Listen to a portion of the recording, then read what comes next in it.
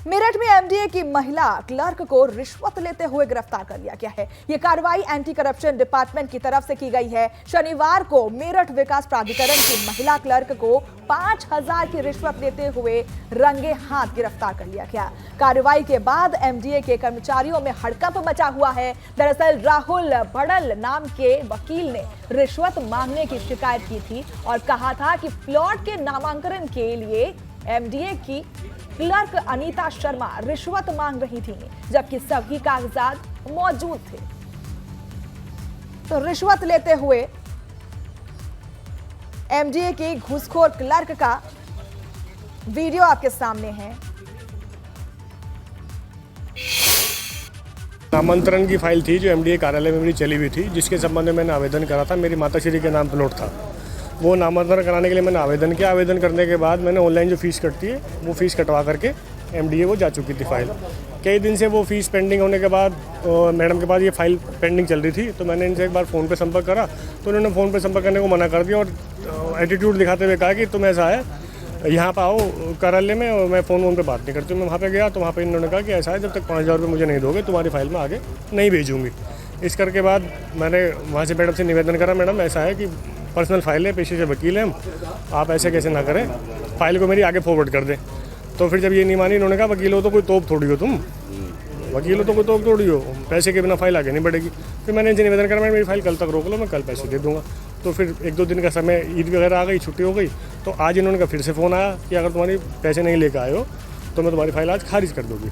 इस करके जो है फिर मैं आज इनके फ़ोन आने के बाद मैं दोबारा से इनके कार्यालय गया, एंटी करप्शन में शिकायत करके, तब जाके ये मामला। गाजीपुर में अंसारी बंधुओं पर प्रशासन की कार्रवाई जारी है। मोहम्मदाबाद के होटल मिड टाउन में छापेमारी की गई। छापेमारी के दौरान कई विभागों के अधिकारी रहे मौजूद। जीएसटी, खाद्य आपूर्ति और श्रम विभाग का छापा है और छापेमारी में पुलिस की कई कागजातों को किया जब्त।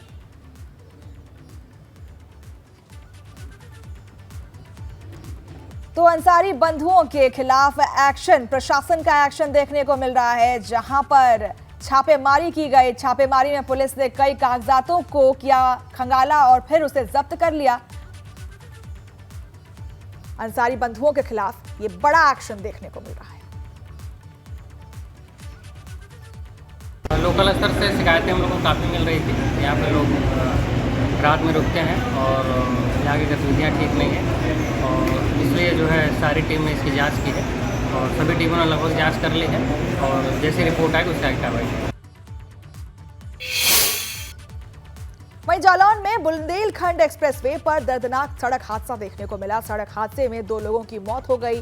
कोहराम मचा हुआ है परिवार वालों के बीच। 2 ट्रकों के बीच टक्कर से हुआ हादसा। हादसे में ट्रक के उड़े पड़कच्चे, ड्राइवर और खलासी की मौत हो गई। मौके पर ही मौत हो गई दोनों की। पुलिस ने कड़ी मशक्कत के बाद दोनों शवों को निकाला बाहर और कुठौंद थाना क्षेत्र के बुंदेलखंड एक्सप्रेसवे का ये मामला है।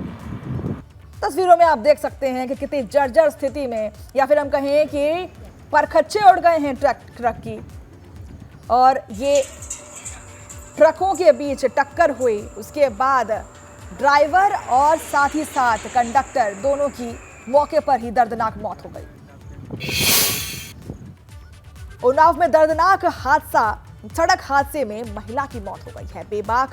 बेकाबू डंपर ने बाइक सवार को कुचला और हादसे में बाइक सवार युवक की हालत गंभीर बताई जा रही है। पुलिस ने डंपर चालक को किया गिरफ्तार। पुलिस ने शव को पोस्टमार्टम के लिए अस्पताल भेज दिया है। अचलगंज थाना क्षेत्र के बदरका चौकी के सामने की घटना है ये। दर्दनाक हादसा आपके सामने है, जहां पर एक महिला की दर्दनाक मौत हो गई, जिसके बाद आसपास के लोगों में हड़कंप देखने को मिल रहा है। पुलिस व प्रशासन वहां मौजूद है, जो शव को पोस्टमार्टम के लिए भेज रही है अस्पताल। उन्नाव से तस्वीरें हैं, जहां एक दर्दनाक हादसा होता है और एक महिला की मौत हो जाती है। चलिए आगे बढ़ते हैं। लक्सर में खनन माफिया के खिलाफ पुलिस की कार्रवाई हुई है। मौके से 3 जेसीबी मशीन और 2 ट्रैक्टर जब्त किए गए हैं। अवैध खनन के आरोप में पुलिस ने जेसीबी और ट्रैक्टर को किया जब्त। पुलिस की कार्रवाई से खनन माफिया में हड़कंप मचा हुआ है। तो खनन माफिया के खिलाफ पुलिस की कार्रवाई आप देख सकते हैं। पीला पंजा वहां दिख रहा है जो बुलडोजर की कार्रवाई करने के लिए तैयार है। पुलिस की कार्रवाई से खनन माफिया में हड़कंप मचा हुआ है। लक्सर की ये तस्वीरें हैं आपके सामने। अवैध खनन के आरोप में पुलिस ने जेसीबी की मदद से वहां पर बुलडोजर की कार्रवाई शुरू कर दी है। नोएडा में एलिवेटेड रोड पर जन्मदिन मनाने का ये वीडियो आपके सामने वायरल हो रहा है। बीच सड़क पर कार पर केक काटने का वीडियो वायरल हो रहा है। बेखौफ युवकों की आतिशबाजी कर खुलेआम काटा बवाल। वायरल वीडियो में दिख रहे हैं 5 से ज्यादा युवक। वीडियो वायरल होने के बाद जांच जुटी है पुलिस। नोएडा के सेक्टर 24 थाना क्षेत्र का ये मामला बताया जा रहा है। बीच चौराहे पर हम आपको कहें एलिवेटेड रोड है, ये आपकी जगह एलिवेटेड रोड पर किस तरीके से आतिशबाजी होती है और बीच रोड पर बर्थडे मनाने का यह वीडियो वायरल हो रहा है। करीब 6 से 7 लोग आपको दिख रहे होंगे। ये सारे लोग उत्पात मचाते हुए दिख रहे हैं बीच रोड पर। युवकों का बवाल सबके सामने है। ये वीडियो वायरल होने के बाद अब पुलिस जांच पड़ताल में जुटी है कि आखिर ये लोग कौन हैं और उन्हें जल्द से जल्द पकड़ा जाए।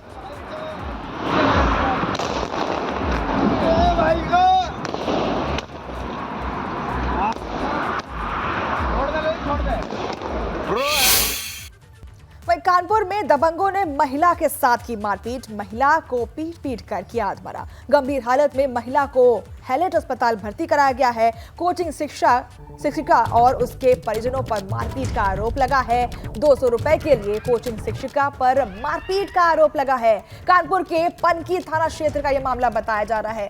शिक्षिका पर आरोप लगा है। मात्र 200 रुपए के लिए शिक्षिका पर मारपीट का आरोप लगा है। और तस्वीरों में आप देख सकते हैं कि दबंगों ने महिला के साथ मारपीट की। उस महिला को इतना मारा, इतनी उसकी पिटाई की गई कि महिला की हालत अधमरी हो गई। तस्वीरों में आप देख सकते हैं किस तरीके से महिला अधमरी हालत में रोड पर लेटी हुई है और दबंग हैं कि रुकने का नाम नहीं ले रहे। दबंगों ने महिला के साथ मारपीट की और इतनी बुरे तरीके से उसके साथ मारपीट की कि महिला अधमरी हो गई। तस्वीरों में देखिए ये वही महिला है जिसके साथ मारपीट की गई और उसके बाद दबंगों ने बिल्कुल भी दया दृष्टि नाम की चीज नहीं दिखाई।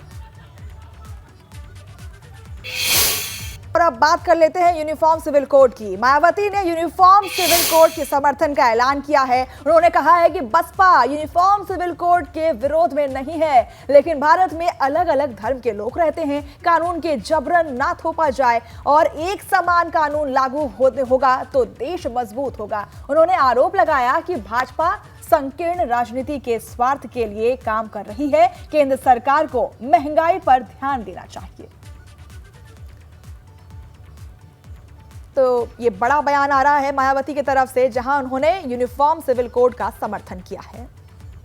हमारी पार्टी समान सिविल संहिता यानी कि यूसीसी को लागू करने के विरुद्ध नहीं है, बल्कि भाजपा व इनकी सरकार के इसको देश में लागू करने के तौर तरीकों से सहमत नहीं है, जिसमें सर्वधर्म हिताय व सर्वधर्म सुखाय की नहीं, बल्कि इसकी आड़ में इनकी संकीर्ण स्वार्थ की राजनीति ज़्यादा देखने को मिल रही है, जो उचित नहीं है। जबकि इससे ऊपर उठकर तब सरकार को इसे लागू करना चाहिए। और अगली खबर रामपुर से है, जहां पर सिविल लाइन थाना क्षेत्र में 12 साल के नशेड़ी लड़के ने 6 साल के बच्चे की हत्या कर दी। आरोपी शराब और स्मैक के नशे का आदी है। शुरुआती जांच में पड़ोस में रहने वाले आरोपी ने पूरी घटना को कबूल कर लिया है। घटना के बाद इलाके में दहशत का माहौल है। वहीं पुलिस इस मामले में विधिक कार्रवाई करने की बात कर रही है। 6 साल का बच्चा एलकेजी में पढ़ता था और इसी साल स्कूल जाना शुरू किया था। रामपुर की वारदात हम आपको बता रहे हैं, रामपुर की वारदात के बारे में बता रहे हैं, जहां 12 साल के एक नाबालिग ने 6 साल के बच्चे की हत्या कर दी। बच्चा अभी स्कूल जाना उसने शुरू ही किया था, एलकेजी क्लास में पढ़ता था, जिसकी निर्मम हत्या कर दी गई। बताया जा रहा है कि अपराधी नशे में रहता था और शराब और स्मैक का आदी था। उसका बच्चा दिन में 10 बजे के करीब से गायब है। इस पर सिविल लाइन पुलिस ने तत्परता से कार्रवाई करते हुए मौके का निरीक्षण किया और पूछताछ करनी शुरू की। उसी में योगेंद्र यादव का पड़ोसी ही जिसकी उम्र 12-13 साल है, उस लड़के से पूछताछ जब पुलिस ने की तो उसने कहा कि मैंने इस योगेंद्र यादव के बच्चे को, जिसकी उम्र 6 वर्ष है, जिसका नाम युग यादव है, उसे मारकर हाईवे के किनारे पेट्रोल पंप के पास गड्ढे के पास फेंक दिया है। पुलिस ने इस बाल अपचारी की निशानी शव को बरामद किया और जो बच्चे का कपड़ा नहीं था शरीर पर, उसके कपड़े बरामद किए, आला कतर बरामद किया और जो अपचारी है इसे गिरफ्तार कर लिया। ये अपचारी शराब पीने का आदमी है और स्मैक वगैरह पीता है। इसकी उम्र कम है लेकिन इस तरह के व्यसन में पड़ गया है। तो बच्चा है युग यादव, इसके का पोस्टमार्टम के लिए सब भेज दिया गया है और विधिक कार्रवाई की जा रही है।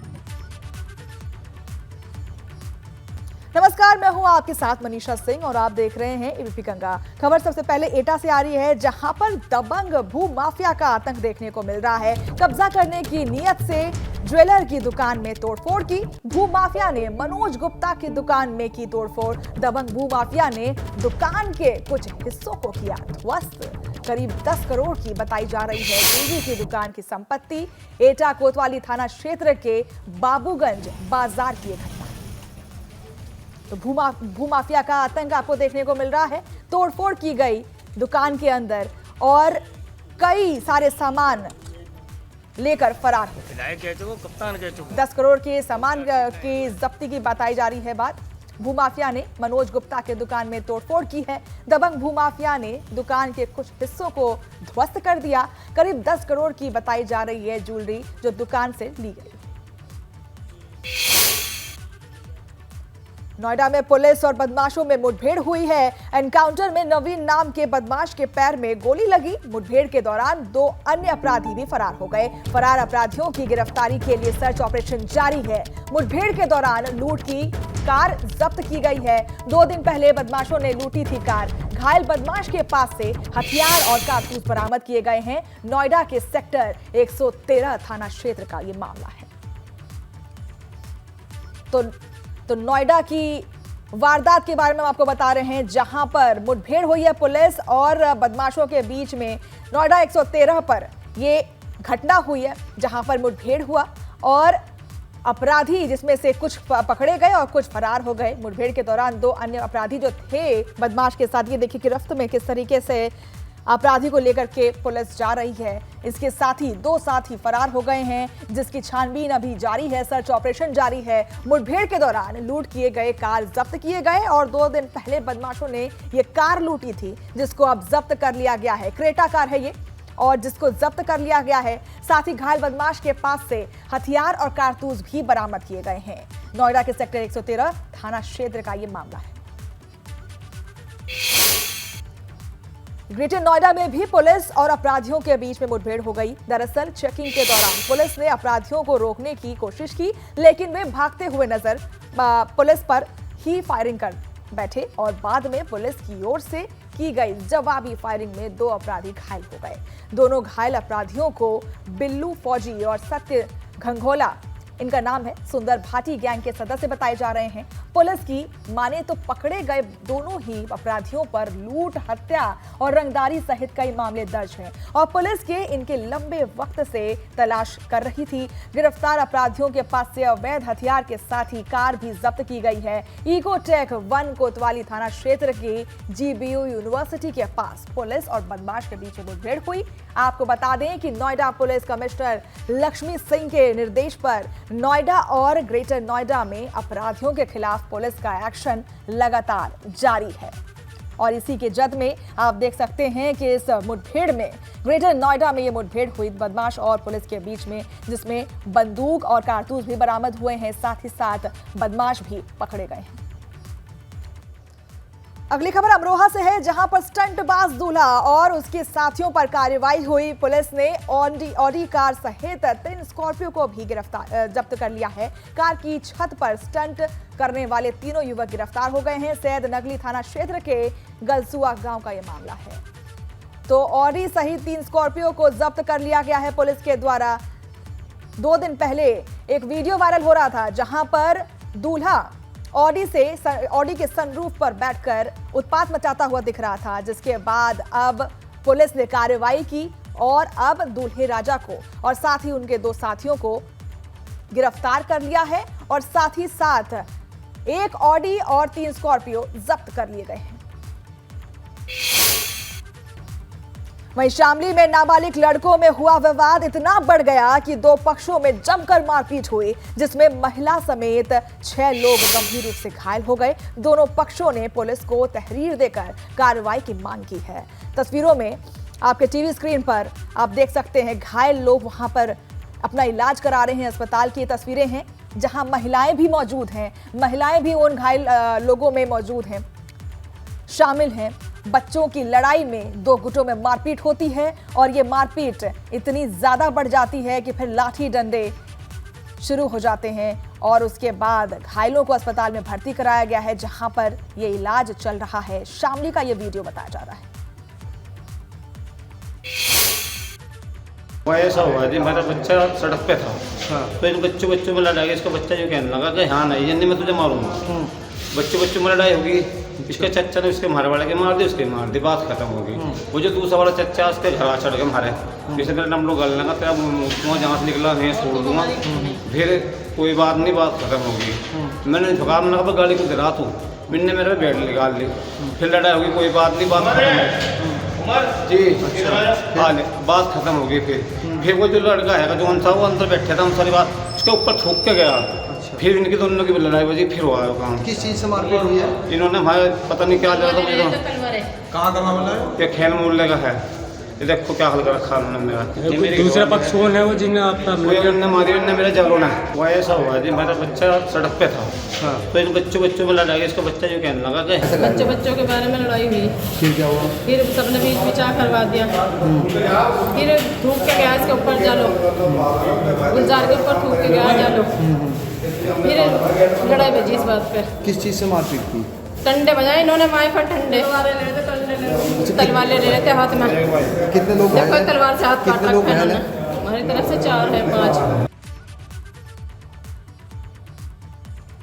चलिए अगली खबर सहारनपुर से है, जहां पर पुलिस ने 2 युवकों को किया गिरफ्तार। गिरफ्तार युवकों पर चंद्रशेखर आजाद पर हमले का आरोप लगा है। भीम आर्मी चीफ चंद्रशेखर आजाद पर हमले का आरोप लगा है। गिरफ्तार युवकों पर 1 हरियाणा और 3 देवबंद के रहने वाले बताए जा रहे हैं। पुलिस ने अंबाला ढाबे से 4 युवकों को गिरफ्तार किया है। चंद्रशेखर आजाद पर 28 जून को हुआ था हमला, तो आरोपियों को अब गिरफ्तार कर लिया गया है। 28 जून को चंद्रशेखर आजाद पर हमला हुआ था, जिसमें उन्हें गोली छूकर निकल गई थी और अब उन अपराधियों को गिरफ्तार कर लिया गया है। वहीं श्रावस्ती में राप्ती नदी का बांध कटने से हड़कंप मचा हुआ है। दरअसल राप्ती नदी का अचानक जल स्तर बढ़ने से मुझेना के पास बांध कट गया। बांध कटने से 1 दर्जन से अधिक गांव पर खतरा मंडरा रहा है। इस बीच ग्रामीण और बाढ़ खंड के लोग बांध को बचाने में जुटे हुए हैं। दावा है कि मानक के मुताबिक बांध नहीं बनाने की वजह से इस बांध में कई बार दरार आ चुकी है। पिछले साल भी बांध कटने से 2 दर्जन से अधिक गांव प्रभावित हुए थे। इस साल भी बांध कटने से 1 दर्जन से अधिक गांव पर खतरा मंडरा रहा है।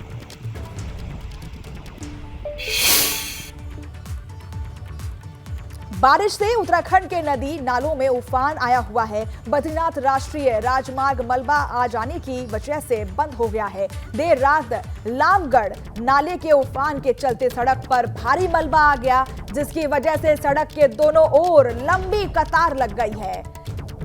तो इन तस्वीरों में आप देख सकते हैं कि किस तरीके से पहाड़ी से मलबा नीचे उतरता है और उसके बाद लोग वहां पर परेशान हैं। जेसीबी की मदद से मलबे को निकाला जा रहा है, लेकिन इसी बीच आवाजाही में कई परेशानी हो रही है, यात्रियों को कई परेशानी हो रही है। और अब आप देख सकते हैं तस्वीरों में कि किस तरीके से सड़क पर जाम लगा हुआ है।